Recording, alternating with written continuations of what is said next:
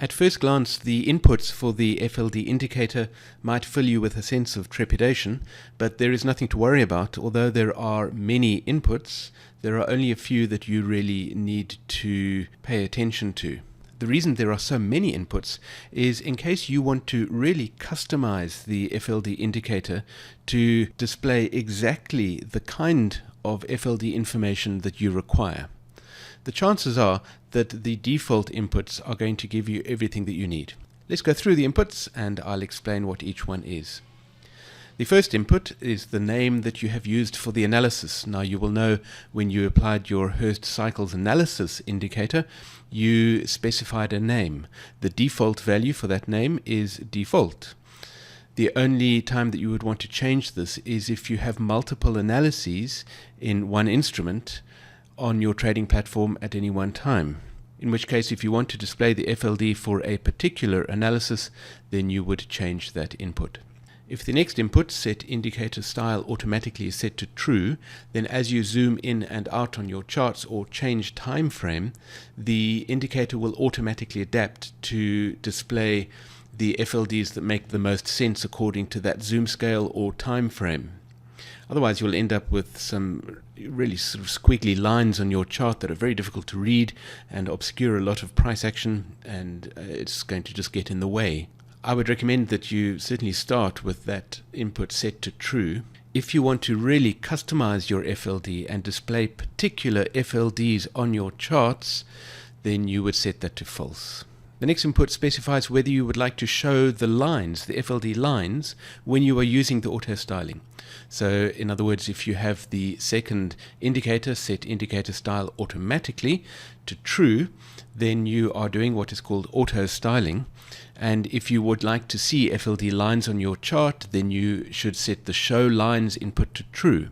Some people like to work with only the FLD targets, and they're not actually interested in seeing the lines, because maybe they have a lot of other lines on their charts and the FLD lines are just causing confusion, in which case you simply set that input value to false and you won't see the FLD lines themselves. The next input allows you to specify how many lines to show when you are doing auto styling. So when the indicator is adapting the display of the FLDs as you zoom in and out, you can specify how many FLD lines you would like to see. The default value is actually 1, which allows you to focus on only one FLD. You can choose 1, 2, or 3. I should point out that even if you have 3 lines selected on most time frames, if you zoom all the way out, those 3 lines will become such a mess on your charts that in fact the indicator will only display 1 or perhaps 2 lines. The next input is to show targets when you are using auto styling. The targets are of course a very powerful feature of the FLD indicator, but you might find that you enjoy watching the way in which price interacts with the lines and you're not really interested in those targets because you're trading the FLDs in a particular way which doesn't involve those targets, so you can show or hide those targets. The next input I've spoken about in the previous video about the FLD. The input is to lock targets when price is within X% range of the target. Now that range is measured from the price crossing point, the point at which price crosses the FLD, and the target that is generated as a result of that price cross. If you lock the targets at 50%, then when price gets halfway to the target, any change in the underlying cycle wavelength will not change that target. So that target will remain on your chart so that you can keep making your trading decisions as you're approaching that target. 50% is a good value for that. If you never want to lock your targets, you want to see them adapting immediately to any changes in the calculation of the underlying cycle wavelength, then you would set that value to 100, which would mean that the targets will never be locked. So as you are watching the price action unfold and the analysis is updated, if the cycle that the FLD is based upon has a change in wavelength because perhaps a new trough or a new peak has been found in the price action and the wavelength has been adjusted slightly, then you will see your FLD adapt to that change in the wavelength. And of course, any targets will be recalculated and plotted afresh on your chart. The next input is really important, particularly to help you understand how to work with your FLDs, and that is the input for taking screenshots when the target is reached. If you set that input to true, then when an FLD target is reached, the indicator will take a screenshot of your chart. The next two inputs allow you to specify a width and a height for those screenshots if you like. If you leave those inputs at 0, then they will simply use the current chart size, whatever size that chart is in your trading platform. And the input after that is a folder in which to store those screenshots. You will find this is really useful because you can leave the FLD indicator running on a chart, and at the end of the day you can go and look in your FLD targets folder and you can browse through the targets that have been reached, and you can get a better understanding of how this FLD works. The next input is for experts only, and it is the communication channel. As with the Hurst cycles analysis indicator, the indicators of course communicate with each other to pass information about the cycles, and that communication channel is used. Don't change that input unless you absolutely have to, which might be if another indicator on your MT4 platform is using the same channel. The next input is to log debug messages. If you believe that there are errors in the calculation of your FLD, or your FLDs are not displaying correctly, then you can log the debug messages and you can send that information through to us to have us investigate the problem. The next section of inputs are all about alerts that can be generated from your FLD indicator. Let's take a look at those. The first alert input is to trigger an alert whenever a new target for an FLD line is calculated. That happens when price crosses that FLD line, of course. Let me point out an input a little further down, silence alert for X seconds, which is set by default to 600 seconds. That's 10 minutes. The reason for that is because, as you know, the FLD is a very powerful line, and sometimes it takes price a while to get through the line, which means that you can get new targets generated constantly back and forth across the line as the price tries to get through the line.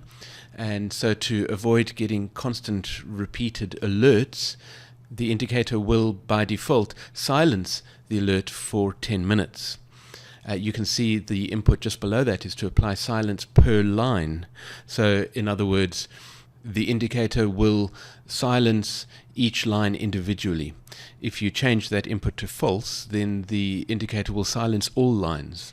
So if you have price busy trying to get through a whole lot of lines at the same time, then once one of them has alerted, they will all be silenced. Let's go back up. You can see you can change an input to alert on the target reached for all lines. Then we have a set of inputs to determine what type of alert you would like to receive. Do you want to receive a pop-up alert, a sound alert, or an email alert? And you have inputs to change that for your new target alerts. In other words, when price crosses the FLD and you have a new target. And you can also change those inputs for when a target is reached. Do you want a pop-up alert, a sound alert, or an email alert when the target is reached? Then you can specify the sound file that you would like to play when a new target alert is triggered, and the sound file that you would like to play when a target is reached. The next set of inputs has to do with the cycle colors, which are displayed when you are using auto styling. As you can see, those cycle colors are the same colors as are specified in your Hurst cycles analysis tool. So if you have changed those to suit your own preferences in your Hurst cycles analysis tool, then you would want to change them to match in your Hurst FLD indicator. Now we get to a whole series of inputs whereby you can entirely customize your FLD indicator. You have the opportunity to specify 8 separate lines which the FLD indicator will display for you. Each of the inputs for each of those 8 lines are the same, so we'll just go through one of them here. You will only specify individual line settings if you are not using auto styling. So in other words, that input right up at the top of the list, set indicator style automatically. If you set that to false, then the indicator will apply the individual line settings. Let's speak about these individual line settings. Here we go. First of all, for line 1. The first input for the individual line settings is whether or not to plot this line. You will need to set that to true if you want the indicator to not only plot the line but also to retrieve the information about the line. The next input is whether or not to plot FLD targets for this line. You can set that to true or false to either display the targets or not. Then you have individual alerts for this line. You can alert when a new target is calculated for this line, when price crosses the line, and you can alert when the target is reached for the line. Then you can specify which cycle. When specifying which cycle for the FLD indicator, you can see 0 is the shortest cycle. 1 is the next longer cycle, and you can go all the way up to 7. Why have we done this? Well, if you apply the FLD indicator and save a template, and you've saved that template perhaps on the 15-minute chart, and then you move over and apply the same template to the 1-minute chart, then you would want the FLD indicator to be displaying the cycle relative to the time frame that it is on. Then you can specify the color of the FLD line. If you are not using auto styling, then you need to specify individual colors for each one of the lines. With the next two inputs, you can specify whether you would like the FLD to be based upon the trough analysis or the peak analysis. Because of course we have a dual analysis on our charts, a trough analysis and a peak analysis. With both of those values set to true, then the indicator will display an FLD that is a combination of the trough and the peak analysis. That is what the indicator displays by default. If you really want to get into understanding the subtleties of the FLD, then you might set one line that is based upon the trough analysis and then another line that is based upon the peak analysis. That way you can watch both lines and you can see where they are closely in sync and where they are separated. The next input allows you to specify the number of cycles in the past that you would like to plot the FLD. By default, that is set to 3. Generally, on the MT4 trading platform, you're not looking back in the past very much, so you normally don't need many cycles in the past plotted for your FLD, but if you would like to, then you can. The next input is a really interesting one. Displace the FLD by time, which is the correct Hurst method. Now, in fact, this only makes a difference after a weekend or a break in trading. Because the MT4 trading platform does not include weekends in its display, and there's a separate video all about weekends, I encourage you to take a look at that. But because the MT4 trading platform does not display weekends, what the FLD indicator will do is it will take the price action from Friday and displace it over the price action for Monday. So let's assume that we are looking at the FLD of the 5-hour cycle. That means that the price action from Friday will be displaced half the wavelength forward, so in other words 2.5 hours forward, and it will be displayed over the price action on Monday. If you're a Hurst purist, then you might say, well, that's not really true, because that price action from Friday should be displayed over Saturday's time. Of course, there is no trading on a Saturday, and so what you should instead do on the Monday morning is display just a straight line until you have some price information from 2.5 hours in the past that can be legitimately displayed over your Monday price action.